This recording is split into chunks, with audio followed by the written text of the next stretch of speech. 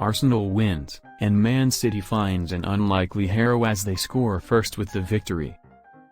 Manchester City defeated Arsenal 1-0 in their season-opening encounter, with Nathan Ake emerging as their FA Cup hero. The champions were able to defeat the team that is vying for their title. In their first encounter this season, Manchester City set a precedent by defeating Arsenal. The season's opening match between the champions and the champions-elect has generated a lot of interest. Nathan Ake assumed the lead role and became the improbable scorer of the winning goal that advanced Pep Guardiola's team to the fifth round of the FA Cup. Pressing the subscribe, like, and/or comment buttons and sharing with your closest friends will help support this channel. Many thanks. While running their opponents close, Mikel Arteta's team was unable to score a statement victory when they returned to the stadium they once called home. The starting lineup for Arsenal made their intentions for the Premier League obvious, but they were always a match for City. Ake displayed a touch of flair to bend in a tidy goal after some nice work from Jack Grealish in a game that lacked opportunities and quality. Arteta put on his key players, several of whom came off the bench, but they were unable to work together to score the goal that would have necessitated a replay. The Etihad provided the following 5 talking points. 1. Initial perceptions. Despite the fact that February is almost here, Arsenal and City were yet to play each other after their matchup earlier this year was postponed. Due to the Gunners' explosive start to the season, interest in this matchup has only grown. Momentum may be vital in the second part of the season, and with a league game coming up in a few weeks, both teams were determined to prevent their opponents from gaining confidence.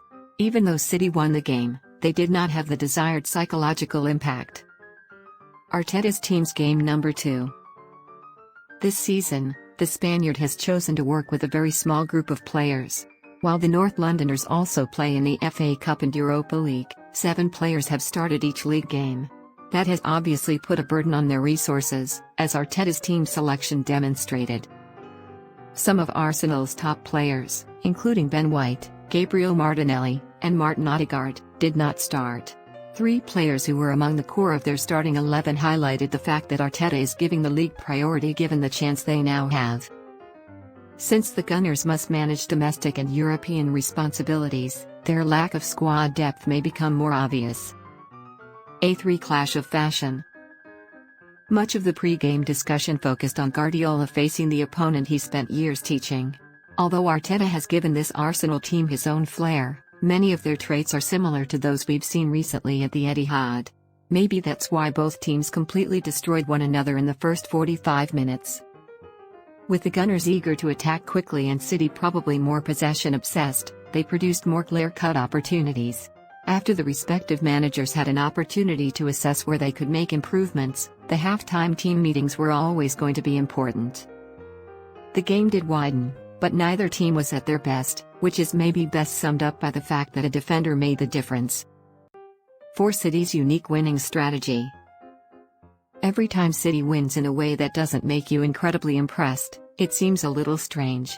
However, that was how they defeated Arsenal, which is a concerning development. When a team that is capable of being so amazing can be so far from it and nonetheless complete the task. A defender scored the winning goal, Kevin De Bruyne wasn't at his best, and Erling Haaland struggled to have a significant influence. In order to score the opening goal and then repel Arsenal's late attempts, City had no choice except to display their ugly side. 5. Can you interrogate Haaland? The Norwegian is extremely popular. He might go from these shores as one of the best forwards we've ever seen, shattering records left, right, and center. But when he doesn't score, it seems like people start to criticize his overall play, which is made worse by the fact that he is a member of a squad that is stacked with players who excel in build-up play. This season, Haaland's danger from behind, knack for predation, and sheer pace have given City a new dimension. They can absolutely play more directly, but when they have to be patient, Haaland might appear more human. Therefore, the discussion about whether City are a better team without him will continue, at least in some circles.